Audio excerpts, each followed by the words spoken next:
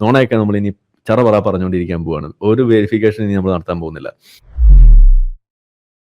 Hi, Arif Hussain ഡീബങ്ക്ഡ് ചാനലിലേക്ക് സ്വാഗതം. ഇന്നത്തെ വീഡിയോയിൽ നാം വിശകലനം ചെയ്യുന്നത് ആരിഫ് ഹുസൈനും അയാളുടെ കൂട്ടാളികളും ചേർന്ന് ഇസ്ലാമിന്റെ അടിസ്ഥാന ശിലകളെയും വിശ്വാസ പ്രമാണങ്ങളെയും പരിഹസിക്കാൻ ശ്രമിക്കുന്ന ഒരു ലൈവ് ഫോണിംഗ് പരിപാടിയാണ്. ഇസ്ലാമിക പ്രമാണങ്ങളെയും ഖുർആൻ വചനങ്ങളെയും തങ്ങളുടെ ഇടുങ്ങിയ യുക്തിക്കനുസരിച്ച് വളച്ചൊടിക്കുകയും വിശ്വാസികളെ പരിഹസിക്കുകയും ചെയ്യുന്ന രീതിയാണ് ഇവർ ഇവിടെയും പിന്തുടരുന്നത്. മൗലൂദ്, കലിമ, പ്രപഞ്ച സൃഷ്ടി, ജിസിയ തുടങ്ങിയ വിഷയങ്ങളെ മുൻനിർത്തി ഇവർ നടത്തുന്ന വാദങ്ങളിലെ പൊള്ളത്തരം നമുക്ക് പരിശോധിക്കാം. സാക്ഷ്യം വഹിക്കലും യുക്തിവാദികളുടെ അന്ധതയും. ഇവിടെ ഇയാൾ കലിമയെയും അതിലെ സാക്ഷ്യം വഹിക്കലിനെയും പരിഹസിക്കുന്നത് നോക്കൂ. തൗഹീദ് അല്ലേ? അതിന്റെ അർത്ഥം എന്താണ്? അഷ്ഹദു അല്ലാ ഇലാഹ ഇല്ലല്ലാഹ്, അതിന്റെ അർത്ഥം എന്താ? സാക്ഷ്യം വഹിക്കുന്നു. അപ്പൊ നിങ്ങൾ സാക്ഷ്യം വഹിക്കുന്നു എന്ന് പറയുമ്പോൾ നിങ്ങൾ എന്തിനാണ് നമ്മൾ സാക്ഷ്യം വഹിക്കാന്ന് പറയാ?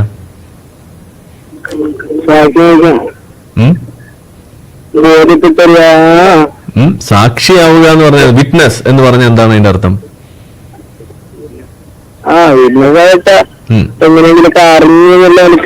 അറിഞ്ഞ് എന്നുള്ളതാണോ അതോ കണ്ടു എന്നുള്ളതാണോ? ഇസ്ലാമിലെ കലിമയിൽ സാക്ഷ്യം വഹിക്കുക എന്ന് പറയുമ്പോൾ അത് കേവലമായ ഒരു കാഴ്ചയല്ല, മറിച്ച് ബുദ്ധിയും വിവേകവും ഉപയോഗിച്ച് പ്രപഞ്ചത്തെ നിരീക്ഷിക്കുമ്പോൾ അനിവാര്യമായും എത്തിച്ചേരുന്ന ഒരു സത്യത്തെ പ്രഖ്യാപിക്കലാണ്. ഒരു വസ്തു ഉണ്ടെങ്കിൽ അതിനൊരു നിർമ്മാതാവ് വേണമെന്നത് പ്രാഥമികമായ യുക്തിയാണ്. ആ യുക്തിപരമായ ബോധ്യത്തെയാണ് വിശ്വാസി സാക്ഷ്യം വഹിക്കുന്നത്. ഇയാൾ ഇപ്പോൾ ചോദിക്കുന്ന അതേ യുക്തി വെച്ച് നോക്കിയാൽ ഇയാൾ വിശ്വസിക്കുന്ന പരിണാമ സിദ്ധാന്തത്തിനോ ബിഗ് ബാങ്ങിനോ ഇയാൾ സാക്ഷിയാണോ, അതോ കണ്ണുകൊണ്ട് കണ്ടതാണോ? അവിടെ മാത്രം ഇയാൾക്ക് അനുമാനങ്ങളും തെളിവുകളും മതിയാകും.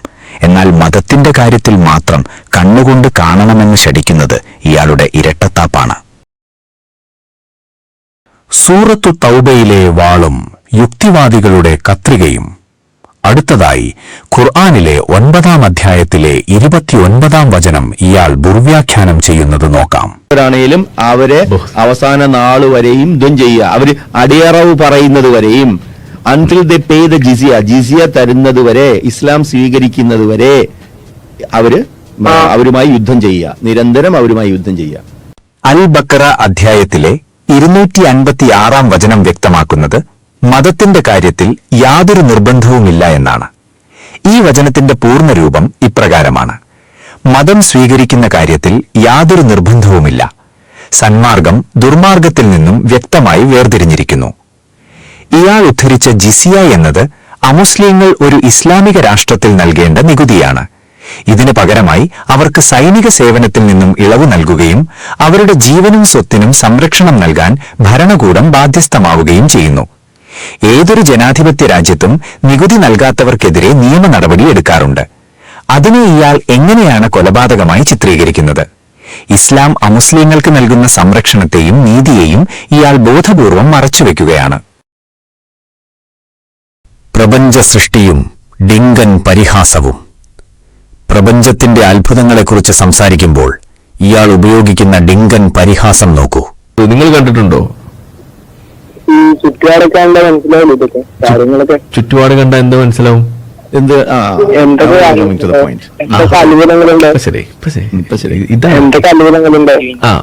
എന്താണ് നിങ്ങൾക്ക് ചുറ്റുപാട് കാണുമ്പോൾ മനസ്സിലാവുന്നത്? ഒരു ഉദാഹരണം. അതെ അതെ, ഒരു ഉദാഹരണം.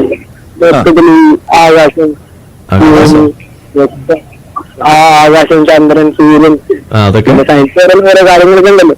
അതൊക്കെ അങ്ങനത്തെ ഒരുപാട് കാര്യങ്ങളൊക്കെ അല്ലേ? അത് കാണുമ്പോൾ എന്ത് മനസ്സിലാവും?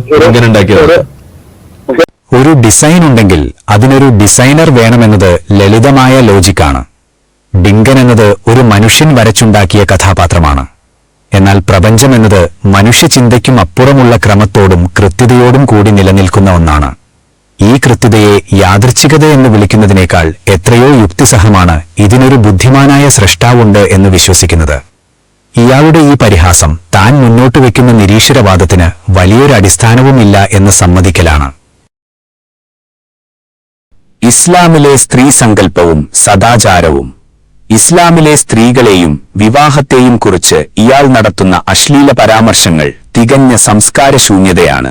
ാണെന്ന് വിചാരിക്കുക. പക്ഷെ അങ്ങനെ സമ്മതിക്കുമ്പോൾ കുഴപ്പം എന്താന്ന് പറഞ്ഞു കഴിഞ്ഞാൽ ഈ ഉണ്ടാക്കിയ ആളാണ് അള്ളാഹു എന്നുണ്ടെങ്കിൽ ഈ അള്ളാഹു പറഞ്ഞ ബാക്കി കാര്യങ്ങളും കൂടി നിങ്ങൾ സമ്മതിക്കണം. അതെന്താണ്? ഭാര്യയെ അടിക്കാൻ പറഞ്ഞിട്ടുണ്ട്, ഇതേ അള്ളാഹു തന്നെയാണ് അത് പറഞ്ഞിരിക്കുന്നത്. അടിമയെ വെച്ച് പൂശിക്കോളാൻ പറഞ്ഞിരിക്കുന്നത്, അതും ഇതേ അള്ളാഹു തന്നെയാണ് പറഞ്ഞിരിക്കുന്നത്. ഇസ്ലാം സ്ത്രീകളെ ബഹുമാനിക്കാനും ആദരിക്കാനുമാണ് പഠിപ്പിക്കുന്നത്. നിങ്ങളുടെ ഇണകൾ നിങ്ങൾക്കൊരു വസ്ത്രം പോലെയാണ് എന്നാണ് ഖുർആൻ പറയുന്നത്. പരസ്പരം സംരക്ഷിക്കുകയും സൗന്ദര്യം വർദ്ധിപ്പിക്കുകയും പോരായ്മകൾ മറയ്ക്കുകയും ചെയ്യുന്ന ഒന്നാണല്ലോ വസ്ത്രം. ഇസ്ലാമിലെ വിവാഹ ജീവിതത്തെയും ദാമ്പത്യത്തെയും കുറിച്ച് ഖുർആൻ പറയുന്ന മനോഹരമായ ഒരു ഉപമയുണ്ട്. ഈ വിഷയത്തിൽ കൃഷിയിടം എന്ന ഉപമയെക്കുറിച്ച് കൂടുതൽ വ്യക്തത നൽകുന്ന ഒരു വീഡിയോ നമുക്ക് കാണാം. അസ്സാം വലൈക്കും റഹ്മത്തുള്ളാഹി. വിമർശനങ്ങൾ വസ്തുതകൾ എന്ന സീരീസിലെ പുതിയ എപ്പിസോഡിലേക്ക് സ്വാഗതം. പലപ്പോഴും വളരെയധികം വിമർശിക്കപ്പെടാറുള്ള ഒരു വിമർശനമാണ് ഇസ്ലാമിനെതിരെ സ്ത്രീകളെ വളരെ ഇകഴ്ത്തിക്കൊണ്ടാണ് ഇസ്ലാം പരിചയപ്പെടുത്തുന്നത്. വളരെ സ്ത്രീ വിരുദ്ധമാണ് ഇസ്ലാം, സ്ത്രീ അവകാശങ്ങൾ മുഴുവൻ ഹനിക്കുന്ന ഒരു ദർശനമാണ് ഇസ്ലാം എന്ന രൂപത്തിലൊക്കെ അവതരിപ്പിക്കാറുണ്ട്. അതിൽ പറയാറുള്ള അവരുടെ ഭാഗത്ത് നിന്ന് അവർ ഉന്നയിക്കാറുള്ള കുറെ ഖുർആൻ വചനങ്ങളൊക്കെ ഉണ്ട്. അതിൽപ്പെട്ട ഒരു ഖുർആൻ വചനമാണ് സ്ത്രീകൾ നിങ്ങളുടെ കൃഷിയിടമാണ്, നിസാഉക്കും ഹർസുൻ ലക്കും എന്ന വിശുദ്ധ ഖുർആനിലെ ഒരു വചനം. അത് സ്ത്രീ വിരുദ്ധമാണ്. എന്താണ് യഥാർത്ഥത്തിൽ അതിൽ ഉദ്ദേശിക്കപ്പെടുന്നത്? എന്താണ് അതിന്റെ സത്യാവസ്ഥ? നമ്മൾ ഉപമകളെ പറ്റി മനസ്സിലാക്കേണ്ടത്, ഉപമകൾ സാഹിത്യത്തിൽ പ്രയോഗിക്കുന്നത് അതൊരു ആലങ്കാരിക അർത്ഥത്തിലാണ്. നമ്മൾ അക്ഷരാർത്ഥത്തിൽ അല്ല നമ്മൾ ഉപമകളെ കാണുന്നത്, അത് അതിന്റെ സാഹിത്യപരമായ മനോഹാരിതയിലാണ് കാണേണ്ടത്. ഇപ്പൊ മലയാളത്തിൽ നമ്മൾ പറയും മന്നവേന്ദ്ര വിളങ്ങുന്നു ചന്ദ്രനെ പോലെ നിൻമുഖം. അതായത് ചന്ദ്രനെ പോലെ വളരെ തിളങ്ങുന്ന പ്രകാശിക്കുന്നതാണ് നിന്റെ മുഖം എന്നാണ്. എന്നാൽ വളരെ അക്ഷരാർത്ഥത്തിൽ ചന്ദ്രനെ പോലെയാണ് അയാളുടെ മുഖം, രാജാവിന്റെ മുഖം ചന്ദ്രനെ പോലെയാണ്. ചന്ദ്രൻ എന്ന് നമ്മൾ ശരിക്കും സൂം ചെയ്ത് നോക്കിയാൽ മുഴുവൻ ഗർത്തങ്ങളാണ് അല്ലെ. അപ്പൊ രാജാവിന്റെ മുഖത്ത് മുഴുവൻ മുഖക്കുരുവാണ്, കുഴിയാണ് എന്നാണ്, രാജാവിനെ കളിയാക്കിയതാണ് എന്നാണ് ഒരാൾ വാദിക്കുന്നത് എന്നുണ്ടെങ്കിൽ എന്തൊരു അബദ്ധമാണത്. സാഹിത്യത്തിലുള്ള പ്രയോഗങ്ങൾ സാഹിത്യപരമായിട്ടുള്ള ആലങ്കാരികമായിട്ടാണ് നമ്മൾ മനസ്സിലാക്കേണ്ടത്. ഏത് കാലം പൈനാപ്പിൾ പോലൊരു പെണ്ണ് എന്നൊക്കെ പാട്ടുണ്ട്, പൈനാപ്പിൾ പെണ്ണ് എന്നൊക്കെയുള്ള പാട്ടൊക്കെ ഉണ്ട്. പൈനാപ്പിൾ എന്താണ് അതിന്റെ ഷേപ്പ്? ഫുള്ള് മുള്ളും ഇതൊക്കെ ആയിട്ടാണ്. അപ്പൊ ഒരു പെണ്ണിനെ പൈനാപ്പിളിനോട് ഉപമിച്ചു എന്നൊക്കെ പറഞ്ഞാല് വളരെ മോശമാണെന്ന് വേണമെങ്കിൽ പറയാം. പക്ഷെ അങ്ങനെയല്ല, ആലങ്കാരികമായി പൈനാപ്പിൾ നല്ല മണമുള്ള ഫ്ലേവർ ഉള്ളതാണ്. അപ്പൊ അതുപോലെ വളരെ മനോഹരമാണ് എന്നുള്ള അർത്ഥത്തിലാണ്, നല്ല അർത്ഥത്തിലാണ് പാട്ടിൽ ഉപയോഗിക്കുന്നത്. അപ്പൊ ഏത് ഉപമയും അതുപോലെയാണ്. സ്ത്രീയെ പറ്റി ഇവിടെ ഉപമിച്ചത് എന്തിനോടാണ്? കൃഷിയിടത്തോടാണ്. കൃഷിയിടത്തോട് ഉപമിച്ചു എന്നുള്ളത് എന്തോ ഒരു മോശപ്പെട്ട കാര്യമാണ്, ഒരു വൾഗറായിട്ടുള്ള സംഗതിയാണ് എന്ന് തോന്നുന്നത് കൃഷിയോടുള്ള ഒരു മലയാളികളുടെ അല്ലെങ്കിൽ നമ്മുടെ ഒരു പൊതുവെയുള്ള ഒരു പുച്ഛ മനോഭാവം കൊണ്ടായിരിക്കണം. അല്ലെങ്കിൽ കൃഷിയിടം എന്നുള്ളത്, കൃഷിയെ സ്നേഹിക്കുന്ന ഒരു കർഷകനെ സംബന്ധിച്ചിടത്തോളം കൃഷിയിടം എന്നുള്ളത് അവന്റെ ജീവനാണ്. അവന് ഏറ്റവും പ്രിയപ്പെട്ട സംഗതിയാണ് കൃഷിയിടം എന്നുള്ളത്. ആ ഒരു കൃഷിയിടത്തിന് വേണ്ടി അവൻ ജീവൻ കൊടുക്കാൻ തയ്യാർ. അത്രയും അവന് പ്രിയപ്പെട്ട സംഗതിയാണ് കൃഷിയിടം എന്നുള്ളത്. അപ്പൊ ആ ഒരു കൃഷിയോടുള്ള ഒരു പുച്ഛ മനോഭാവത്തിൽ നമുക്ക് കൃഷി ഒരു കാർഷിക വൃത്തി ഒരു മോശം പണിയാണ്, മറ്റുള്ള വൈറ്റ് കോളർ ജോബുകളാണ് നല്ലത് എന്നുള്ള നമ്മുടെ ഒരു ചിന്തയിൽ നിന്നായിരിക്കും ചിലപ്പോൾ കൃഷിയുടെ എന്തൊരു മോശം എന്ന് തോന്നുന്നു. സത്യത്തിൽ അങ്ങനെയല്ല. കൃഷി ഇഷ്ടമുള്ള ഉപമ അത് ആ ഒരു കർഷകനോടാണ് പറയുന്നതെന്നുണ്ടെങ്കിൽ ആ കർഷകൻ ഏറ്റവും കൂടുതൽ ആസ്വദിക്കുന്ന ഉപമയായിരിക്കും. ഇനി മദീനയിൽ ഈ ആയത്ത് അവതരിക്കുന്ന സന്ദർഭത്തിലുണ്ടായ സംഗതി പറയും.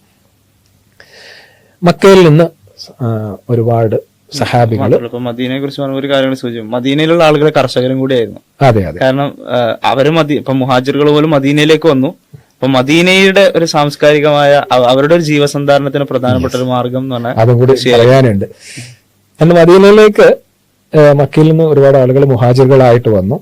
അപ്പോ മദീനയിലുള്ള ആളുകളുടെ പ്രത്യേകത, മദീനയിൽ ജൂതന്മാരും കൂടി ഉണ്ടായിരുന്നു. അപ്പൊ മക്കയിൽ അങ്ങനെ ജൂതന്മാരോ അല്ലെങ്കിൽ വേദക്കാർ മക്കയിലില്ല. മദീനയിൽ വന്നപ്പോ ഈ മദീനയിലെ അറബികളായിട്ടുള്ള ജൂതന്മാരും ഒക്കെ മിക്സ്ഡ് ആയിട്ടായിരുന്നു ജീവിച്ചിരുന്നു. അപ്പോൾ ഈ ജൂതന്മാരിൽ നിന്നുള്ള പല തെറ്റിദ്ധാരണകളും പല അന്ധവിശ്വാസങ്ങളും അന്നത്തെ ആ സമുദായത്തിൽ ഉണ്ടായിരുന്നു. അപ്പോൾ ജൂതന്മാരിൽപ്പെട്ട ഒരു അന്ധവിശ്വാസമായിരുന്നത് ഭാര്യ ഭർത്താക്കന്മാര് ലൈംഗിക ബന്ധത്തിൽ ഏർപ്പെടുമ്പോൾ നേരെ നിന്നിട്ടുള്ള ഭാര്യയും ഭർത്താവും അഭിമുഖമായിട്ട് നിന്നിട്ടുള്ള ലൈംഗിക ബന്ധത്തിൽ ഏർപ്പെടണം, അല്ലാതെ ഭാര്യയുടെ മുഖം കാണാതെ ഭാര്യയുടെ പിന്നിൽ നിന്നുള്ള സെക്സ് പൊസിഷനുകളിലാണ് ബന്ധപ്പെടുന്നത് എന്നുണ്ടെങ്കിൽ ജനിക്കുന്ന കുട്ടിക്ക് കോങ്കണ്ണുണ്ടാകും എന്നുള്ളൊരു അന്ധവിശ്വാസം ജൂതന്മാർക്കുണ്ടായിരുന്നു. ആ അന്ധവിശ്വാസം സ്വാഭാവികമായിട്ട് ഒരു മിക്സ്ഡ് കമ്മ്യൂണിറ്റി ആയിരുന്നു മദീനയിൽ നിന്നുള്ളതുകൊണ്ട് തന്നെ ഈ അവിടെയുള്ള മറ്റുള്ള അറബികൾക്കും ആ ഒരു അന്ധവിശ്വാസം ഉണ്ടായിരുന്നു. അപ്പൊ ഈ മക്കയിൽ നിന്നുള്ള മുഹാജിറുകളായി വന്നിട്ടുള്ള ആളുകൾ അവർ മദീനയിലെത്തി, അവിടെയുള്ള പെണ്ണുങ്ങളെ കല്യാണം കഴിച്ചു. അങ്ങനെയുള്ള ഈ സ്ത്രീകളപ്പം ഈ ഇത്തരത്തിലുള്ള ലൈംഗിക ബന്ധത്തിന് അവർ വിസമ്മതിച്ചു. കാരണം അവര് പറഞ്ഞ ഇല്ല, ഇങ്ങനത്തെ ഇത് പാടില്ല, അങ്ങനത്തെ ഒരു വിശ്വാസം നമുക്കുണ്ട്. ഇവിടുത്തെ ഇവർ ജൂതന്മാരൊക്കെ എപ്പോഴും പറയുന്നതാണ്, ഇങ്ങനെ ബന്ധപ്പെട്ടാൽ ജനിക്കുന്ന കുട്ടികൾ കോങ്കണ്ണുണ്ടാവും. അപ്പൊ ഈ കോങ്കണ്ണുണ്ടാവും എന്നുള്ളൊരു വിശ്വാസം, കാരണം മക്കയിൽ അവർ ജീവിച്ച സമൂഹത്തിൽ അങ്ങനെ ഒരു ഇതുണ്ടായിരുന്നു. അപ്പൊ അവർക്ക് ഒരു വളരെ വിചിത്രമായിട്ട് തോന്നി. അങ്ങനെ ഈ ഒരു സംശയം ഈ സഹാബികളും സഹാബി വനിതകളും ഒക്കെ റസൂൽ സല്ലല്ലാഹു അലൈഹി വസല്ലമയുടെ അടുത്ത് വന്നിട്ട് ഈ ഒരു സംശയം ഉന്നയിച്ചു. ഇങ്ങനെ പ്രശ്നമുണ്ടോ? ഇങ്ങനെ അഭിമുഖമായിട്ട് മാത്രമേ ലൈംഗിക ബന്ധത്തിൽ ഏർപ്പെടാൻ പാടുള്ളൂ, മറ്റുള്ള പൊസിഷനുകളിലുള്ള സെക്സ് പൊസിഷനുകളൊന്നും പാടില്ല എന്ന് ജൂതന്മാർ പറയുന്നുണ്ട്. അത് ശരിയാണോ എന്ന് ചോദിച്ചു. അതിന് മറുപടി ആയിക്കൊണ്ടാണ് ഈ ഒരു ഉപമാരൂപത്തിൽ ഖുർആനിൽ ആയത്ത് അവതരിച്ചത്. നിസാവുക്കും ഹർസുൻ ലക്കും, സ്ത്രീകൾ നിങ്ങളുടെ കൃഷിയിടമാണ്. ഫത്തു ഹർസക്കും അന്നാഷിയത്തും, നിങ്ങൾ ഉദ്ദേശിക്കുന്ന രൂപത്തിൽ നിങ്ങൾക്ക് കൃഷിയിടത്തിൽ പ്രവേശിക്കാവുന്നതാണ്. അപ്പോൾ വളരെ മനോഹരമായിട്ട്, എന്നാൽ ഒട്ടും അശ്ലീലമില്ലാതെ, കേൾക്കുന്ന ആളുകൾക്ക് കാര്യം മനസ്സിലാവുകയും ചെയ്യും, എന്നാൽ ഒട്ടും അശ്ലീലമില്ലാത്ത വളരെ സാഹിത്യപരമായ രീതിയിൽ നിങ്ങളുടെ കൃഷിയിടത്തിൽ നിങ്ങൾ എങ്ങനെ വേണമെങ്കിലും കടന്നു ചെല്ലാം. അപ്പൊ കൃഷിയിടത്തിൽ നല്ല വിത്ത് വിതക്കണം, അതിന് പരിപാലനം ചെയ്യണം, എങ്കിൽ നല്ല വിളവ് നിങ്ങൾക്ക് കിട്ടും എന്നുള്ളതുപോലെ നിങ്ങൾ കൃഷിയിടത്തിൽ എങ്ങനെ സമീപിക്കുന്നു, നിങ്ങൾ കിഴക്കൂടെ വന്നോ പടിഞ്ഞാറൂടെ വന്നോ എന്നുള്ളതൊന്നുമല്ല വിഷയം, നിങ്ങൾ അതിനെ എങ്ങനെ പരിപാലിക്കുന്നു, നിങ്ങൾക്ക് എങ്ങനെ വേണമെങ്കിലും കൃഷിയിടത്തിൽ പ്രവേശിക്കാം. മാത്രമല്ല, ഇപ്പോ കൃഷിയിടത്തിൽ വിളവുണ്ടാകുന്നത് പോലെ ഈ ഒരു ബന്ധത്തിൽ അവിടെ സന്താനങ്ങൾ ഉണ്ടാകും. അത് എത്ര മനോഹരമായിട്ടുള്ള ഒരു ഇതാണ്. അപ്പൊ ഈ കൃഷിയുമായി ബന്ധപ്പെട്ട ഈ ഉപമ പറയുന്നത് ആരോടാണ്?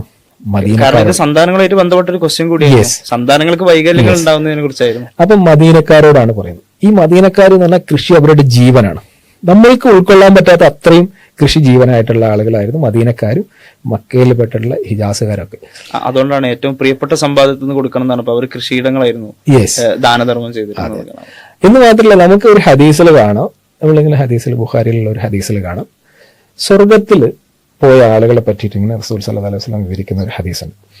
അപ്പൊ അതില് അള്ളാഹു സ്വർഗത്തിലുള്ള ആളുകളോട് ചോദിക്കും, നിങ്ങൾക്ക് ഇനി എന്തെങ്കിലും വേണോ എന്ന് ചോദിക്കുമ്പോൾ അതിലൊരാൾ പറയും, എനിക്ക് സ്വർഗത്തിൽ കൃഷി ചെയ്യണം.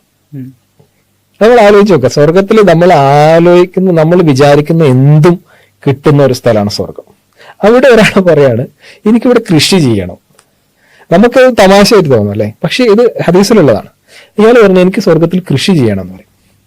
അപ്പൊ അള്ളാഹു ചോദിക്കും, നിനക്ക് ആവശ്യമുള്ളതെല്ലാം ഇവിടെ കിട്ടൂലേ, ആഗ്രഹിക്കുന്ന എന്തും കിട്ടുന്ന ഈ സ്വർഗത്തിൽ എന്തിനാണ് നീ കൃഷി ചെയ്യുന്നത് ചോദിക്കുമ്പോൾ എനിക്ക് അതെനിക്കൊരു സന്തോഷമാണ് എന്ന് പറഞ്ഞിട്ട് അയാൾക്ക് അതിനുള്ള അനുമതി കിട്ടും. അങ്ങനെ അയാൾ കൃഷി ചെയ്തിട്ട് അയാൾ കുന്നോളം വിളകൾ ഉൽപ്പാദിപ്പിക്കും എന്നൊക്കെ ഹദീസിൽ കാണാം. അപ്പൊ ഈ ഹദീസ് റസൂൽ സല്ലല്ലാഹു അലൈഹി വസല്ലം പറയുമ്പോൾ അതിൽ കൂട്ടത്തിലുണ്ടായിരുന്ന സദസ്സിൽപ്പെട്ട ഒരു ബദുവായിട്ടുള്ള ഒരു അറാബി ചോദിക്കും, ഈ ചോദിച്ചത് മിക്കവാറും ഒരു മദീനക്കാരനോ അല്ലെങ്കിൽ ഒരു ഹിജാസുകാരനോ ആയിരിക്കും എന്ന് പറയും. കാരണം ഈ ഇത്രയും കൃഷിയെ സ്നേഹിക്കുന്ന ഒരു മനുഷ്യൻ മദീനക്കാരനായിരിക്കും എന്നുള്ളത്. അപ്പൊ ഇത് കേട്ടിട്ട് റസൂൽ സല്ലല്ലാഹു അലൈഹി വസല്ലം ചിരിച്ചുകൊണ്ട് തലയാട്ടും. അഥവാ സത്യമാണ് അത് എന്നുള്ളത്. ആരാണെന്ന് പറയില്ല, പക്ഷെ മദീനക്കാരനാണ്. അപ്പൊ അത്രമാത്രം കൃഷിയെ സ്നേഹിച്ച ആളുകൾ, അത്രമാത്രം കൃഷിയുമായി ബന്ധപ്പെട്ട് ജീവിക്കുന്ന ആളുകൾ, ഏറ്റവും പ്രിയപ്പെട്ടത് കൃഷിയായിരുന്നു. സ്വർഗത്തിൽ പോയി കൃഷി ചെയ്യണമെന്ന് വിചാരിക്കുന്ന ഒരാളുടെ മാനസികാവസ്ഥ എന്തായിരിക്കും? അത്രമാത്രം കൃഷിയെ സ്നേഹിച്ച ഒരാളോടാണ് സ്ത്രീകൾ, നിങ്ങളുടെ ഭാര്യമാർ നിങ്ങളുടെ കൃഷിയിടമാണ്, അവർക്ക് ഏറ്റവും പ്രിയപ്പെട്ട സംഗതിയോടാണ് ഉപമിച്ചത്. ഏറ്റവും മനോഹരമായ ഉപമ. അതിൽ പറയുന്ന വിഷയം എന്താണ്? നിങ്ങൾക്ക് ഭാര്യമാരുമായിട്ട് ഏത് തരത്തിലുള്ള സെക്സ് പൊസിഷനിൽ ഏർപ്പെടുന്നതിനും വിരോധമില്ല, അതിനൊന്നും കുഴപ്പമില്ല. മറ്റിത് അന്ധവിശ്വാസമാണ്. ജൂതന്മാർ പറയുന്ന ഈ കാര്യം, അഥവാ മറ്റുള്ള പൊസിഷനിൽ ബന്ധപ്പെട്ടാൽ കുട്ടിക്ക് കോങ്കൺ ഉണ്ടാവുമെന്നുള്ളത് അന്ധവിശ്വാസമാണ്. അത്തരം അന്ധവിശ്വാസങ്ങൾ നിങ്ങൾ വിശ്വസിക്കേണ്ട, അത് അന്ധവിശ്വാസമാണ് എന്ന് പഠിപ്പിച്ചു കൊടുത്തുകൊണ്ട് വളരെ ഒട്ടും അശ്ലീലമില്ലാതെ വളരെ മനോഹരമായ ഒരു ഉപമയിൽ ഇത് അവതരിപ്പിച്ചു. അതും കൃഷിയെ സ്നേഹിക്കുന്ന ആളുകളോട്. അതോടൊപ്പം തന്നെ നമ്മൾ മനസ്സിലാക്കേണ്ടത്, ഇപ്പോൾ ഇവിടെ സന്താനോൽപാദനമായിട്ട് ബന്ധപ്പെട്ടാണെന്ന് പറഞ്ഞത്. ഈ പലപ്പോഴും അവർ വിമർശിക്കാറുള്ളത് വെറും സന്താനോൽപാദനത്തിന് മാത്രമാണ് നിങ്ങൾ സ്ത്രീകൾ കാണുക. അങ്ങനെ ഒരു ആശയം ഇതിൽ നിന്നും ഒരിക്കലും കിട്ടൂലല്ലോ. അത് അവരുടെ ചിന്ത അങ്ങനെയാണെന്നുള്ളതുകൊണ്ട് മാത്രം അവരെ സംബന്ധിച്ചിടത്തോളം ഇപ്പൊ അവരുടെ പ്രധാനപ്പെട്ട ഒരു മാസികയിലാണെന്ന് തോന്നുന്നു അവരെഴുതിയത് ഓരോ സ്ത്രീയും പുരുഷന് പുതിയ സാധ്യതകളാണെന്നുള്ള ആ ഒരു മൈൻഡ് സെറ്റിലൂടെ നോക്കുന്നതുകൊണ്ടായിരിക്കും ചിലപ്പോ അവർക്ക് ആ പ്രശ്നം തോന്നുന്നത്. സന്താനോൽപാദനത്തിന് മാത്രമാണ് സ്ത്രീകൾ. ഇസ്ലാമിലൂടെ അങ്ങനെയല്ല. സന്താനോൽപാദനത്തിന് മാത്രമല്ല സ്ത്രീകൾ. അവര് സക്കീനത്താണ്. നമുക്ക് അഭയം പ്രാപിക്കാനുള്ള, നമുക്ക് എന്തെങ്കിലും ഒരു പ്രയാസം വന്നാൽ അവരോട് പങ്കുവെക്കാനുള്ള, മവദ്ദ കാണിക്കാനുള്ള, സ്നേഹം കാണിക്കാനുള്ള, റഹ്മത്ത് കാണിക്കാനുള്ള, കാരുണ്യം കാണിക്കാനുള്ള അങ്ങനത്തെ ഇണകളായിട്ടാണ് ഇസ്ലാം പരിചയപ്പെടുത്തുന്നത്. അക്കൂട്ടത്തിൽ എന്തുണ്ട്? ഈ ഇത്തരം വിഷയങ്ങളും ഇസ്ലാം പഠിപ്പിക്കുന്നുണ്ട്. അക്കൂട്ടത്തിൽപ്പെട്ട ഒരു വചനമാണ് ഇത് എന്നുള്ളതാണ് ആ വിഷയത്തിൽ മൊത്തത്തിൽ സൂചിപ്പിക്കാനുള്ളത്. വളരെ കൃത്യമായിട്ട് തന്നെ ആ വിശദീകരണം അവിടെ ഉണ്ടായിരുന്ന പ്രധാനപ്പെട്ട ഒരു അന്ധവിശ്വാസം, ആ അന്ധവിശ്വാസത്തിൽ ഒരു ക്ലാരിഫിക്കേഷൻ നൽകൽ അനിവാര്യമായിരുന്നു. ആ അന്ധവിശ്വാസം മാത്രമല്ല, ഇസ്ലാം വന്നത് തന്നെ പല അന്ധവിശ്വാസങ്ങളെ ഇല്ലാതാക്കാനാണല്ലോ. അപ്പൊ സ്വാഭാവികമായിട്ടും ഇങ്ങനെ ഒരു വിശ്വാസം പ്രചരിക്കുന്നുണ്ട്. അപ്പൊ അതിന്റെ സത്യാവസ്ഥ എന്താണ് എന്ന് ഖുർആൻ പറഞ്ഞു. ഖുർആൻ പറയുമ്പോൾ തീരെ അശ്ലീലത ഇല്ലാതെ അതിനെ വളരെ മനോഹരമായി, വളരെ ആലങ്കാരികമായി, അവർക്ക് ഏറ്റവും പെട്ടെന്ന് മനസ്സിലാകുന്ന രൂപത്തിൽ അത് അവർക്ക് വിശദീകരിച്ചു കൊടുത്തു എന്നുള്ളതാണ് ഇസ്ലാമിലെ ഉപമകളുടെ ഒരു സൗന്ദര്യം. ഇപ്പോ അള്ളാഹു തന്നെ വിശുദ്ധ ഖുർആൻ വേറൊരു സ്ഥലത്ത് പറഞ്ഞത് അള്ളാഹുവിനുള്ളതാണ് വലില്ലാഹിൽ മസലുൽ അഅല, അള്ളാഹുവിനുള്ളതാണ് ഏറ്റവും അത്യുന്നതമായ ഉപമകൾ എന്നുള്ളതാണ്. എത്ര ഉന്നതമായ ഒരു ഉപമയാണിത് നമുക്ക് ആലോചിച്ചാൽ മനസ്സിലാകും. പക്ഷെ നിരീശ്വരവാദികളെ സംബന്ധിച്ചിടത്തോളം അല്ലെങ്കിൽ ഇസ്ലാം വിമർശകരെ സംബന്ധിച്ചിടത്തോളം അവർക്ക് ഈ ആലങ്കാരിക പ്രയോഗങ്ങൾ ഒന്നുകിൽ മനസ്സിലാക്കാനുള്ള കഴിവില്ല, അല്ലെങ്കിൽ അവർക്ക് അശ്ലീലത ഉപയോഗിച്ചാൽ മാത്രമേ അത് സ്വീകാര്യമാവുള്ളൂ. കാരണം അവർ പലപ്പോഴും ഉപയോഗിക്കുന്ന അങ്ങനെയാണെങ്കിൽ ലോകത്ത് ഒരു സാഹിത്യത്തിലെ ഉപമയും ആർക്കും അംഗീകരിക്കാൻ പറ്റില്ല. എല്ലാത്തിനെയും വിമർശിക്കാം. അത്തരത്തിലുള്ള അല്ലാത്ത ഒരു ഉപമ പോലും ആർക്കും കൊണ്ടുവരാൻ പറ്റില്ല. എന്തിനെ പറ്റിയിട്ട് ഒരു ഭാര്യയെ ഒരാള് പൊന്നെ എന്ന് വിളിക്കുമ്പോൾ അയാൾ സ്നേഹത്തിൽ വിളിക്കുകയാണെന്നുണ്ടെങ്കിൽ വേറൊരാൾക്ക് അത് ആ ഉപമയെ എന്താക്കാം, പൊന്നിനെ പോലെ വിൽക്കാനും പണയം വെക്കാനും ഭാര്യയെ ഉപയോഗപ്പെടുത്താം എന്നാണ് ഇവർ ഉദ്ദേശിച്ചത്. വേണമെങ്കിൽ അത്തരം ഒരു വക്രബുദ്ധിക്കാരന് വേണമെങ്കിൽ വ്യാഖ്യാനിക്കാം. അത്രയും ഭാഷാപരമായി തീരെ പരിജ്ഞാനമില്ലാത്ത ഒരു സംസാരമായിരിക്കും അത് ആളുകളുടെ സംസ്കാരത്തിനനുസരിച്ചിരിക്കും. അതാണ് അതിന്റെ ഏറ്റവും ഹൈലൈറ്റ് ആയിട്ടുള്ള സാധനം. അത് അവരുടെ സംസ്കാരം അനുസരിച്ചിരിക്കും. അതുകൊണ്ട് ഇതാണ് ഈ വിഷയത്തിൽ മൊത്തത്തിൽ നമുക്ക് സൂചിപ്പിക്കാനുള്ളത്. ഇൻഷാ അല്ലാഹ് അടുത്ത ഒരു വിഷയവുമായി അടുത്ത വീഡിയോയിൽ വരാം. അസ്സലാമു അലൈക്കും വറഹ്മത്തുള്ളാഹി വബറകാതുഹു.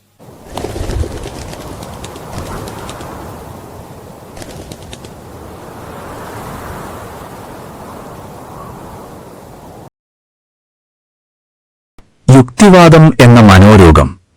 ഇയാൾ ഇസ്ലാമിനെ വിമർശിക്കുമ്പോൾ പലപ്പോഴും വൈകാരികമായ അധിക്ഷേപങ്ങൾ മാത്രമാണ് ഉപയോഗിക്കുന്നത്. തൗഹീദിനെക്കുറിച്ചോ ഇസ്ലാമിക നിയമങ്ങളെക്കുറിച്ചോ ഇയാൾക്ക് യാതൊരു അറിവുമില്ലെന്ന് ഇയാളുടെ സംസാരത്തിൽ നിന്ന് വ്യക്തമാണ്. ഒരു കോളർ മൗലൂദിനെക്കുറിച്ച് ചോദിക്കുമ്പോൾ അതിന് ഉത്തരം നൽകുന്നതിന് പകരം ഉസ്താദുമാരെ അപമാനിക്കാനാണ് അയാൾ ശ്രമിക്കുന്നത്. ഇയാൾ അവകാശപ്പെടുന്ന യുക്തിവാദം എന്നത് വെറും പൊള്ളത്തരമാണ്. സ്വന്തം നിലപാടുകളിൽ ഉറപ്പില്ലാത്തതുകൊണ്ടാണ് അയാൾ ഇസ്ലാമിനെതിരെ നുണകൾ പ്രചരിപ്പിക്കുന്നത്. ഇസ്ലാമിക ചരിത്രത്തെയോ ഗ്രന്ഥങ്ങളെയോ വസ്തുനിഷ്ഠമായി പഠിക്കാൻ അയാൾ തയ്യാറല്ല. പകരം ഏതെങ്കിലും ഇസ്ലാം വിരുദ്ധ സൈറ്റുകളിൽ നിന്ന് കിട്ടുന്ന പാതിവെന്ത വിവരങ്ങൾ വെച്ച് ആളുകളെ തെറ്റിദ്ധരിപ്പിക്കുകയാണ് അയാളുടെ ജോലി. മതവിമർശനത്തിലെ ഇരട്ടത്താപ്പ്. മറ്റു മതങ്ങളെ വിമർശിക്കാൻ തനിക്ക് സൗകര്യമില്ലെന്ന് ഇയാൾ തന്നെ സമ്മതിക്കുന്നുണ്ട്. ഇസ്ലാമിനെ മാത്രം ലക്ഷ്യം വെക്കുന്നത് എന്തുകൊണ്ടാണെന്ന് ചോദിക്കുമ്പോൾ ഇയാൾക്ക് കൃത്യമായ ഉത്തരമില്ല. ഇസ്ലാമിനോടുള്ള വെറുപ്പ് മാത്രമാണ് ഇയാളെ മുന്നോട്ട് നയിക്കുന്നത്. മുസ്ലിങ്ങളെ പാർശ്വവൽക്കരിക്കാനും അവഹേളിക്കാനും ശ്രമിക്കുന്ന ശക്തികൾക്ക് കുഴലൂത്ത് നടത്തുകയാണ് ഇയാൾ ചെയ്യുന്നത്. വിശ്വാസികളെ പരിഹസിക്കുന്ന ഇയാൾക്കും കൂട്ടാളികൾക്കും സ്വന്തം ജീവിതത്തിലോ ചിന്തയിലോ ഒരു ധാർമ്മിക അടിത്തറയുമില്ല. എവല്യൂഷനാണ് എല്ലാത്തിനും കാരണമെന്ന് പറയുന്ന ഇയാൾക്ക് എങ്ങനെയാണ് നന്മതിന്മകളെ വേർതിരിക്കാൻ കഴിയുക? കണ്ണിൽ കാണുന്നതെല്ലാം സത്യമാണെന്ന് വിശ്വസിക്കുന്ന ഇയാൾക്ക് സ്നേഹം, കാരുണ്യം തുടങ്ങിയ വികാരങ്ങൾ കാണാൻ കഴിയുന്നുണ്ടോ? ഇല്ലെങ്കിൽ അതും കള്ളമാണെന്ന് ഇയാൾ പറയുമോ? ഇസ്ലാമിനെതിരെയുള്ള ഇത്തരം നുണപ്രചാരണങ്ങളെ നാം തിരിച്ചറിയണം. ഖുർആനും സുന്നത്തും ഉയർത്തിപ്പിടിക്കുന്ന ഉന്നതമായ മൂല്യങ്ങളെ ഇവർക്കൊരിക്കലും തൊടാൻ കഴിയില്ല. യുക്തിയുടെയും ശാസ്ത്രത്തിന്റെയും പേരിൽ ഇവർ വിളമ്പുന്നത് വെറും അസത്യങ്ങൾ മാത്രമാണ്. ഈ വീഡിയോ ഇഷ്ടപ്പെട്ടെങ്കിൽ ലൈക്ക് ചെയ്യൂ. ആരിഫ് ഹുസൈൻ ഡീബങ്ക്ഡ് ചാനൽ സബ്സ്ക്രൈബ് ചെയ്യൂ, ഷെയർ ചെയ്യൂ. മറ്റൊരു വീഡിയോയുമായി വീണ്ടും കാണാം. നോണയൊക്കെ നമ്മൾ ഇനി ചറ പറഞ്ഞുകൊണ്ടിരിക്കാൻ പോവാണ്. ഒരു വെരിഫിക്കേഷൻ ഇനി നമ്മൾ നടത്താൻ പോകുന്നില്ല.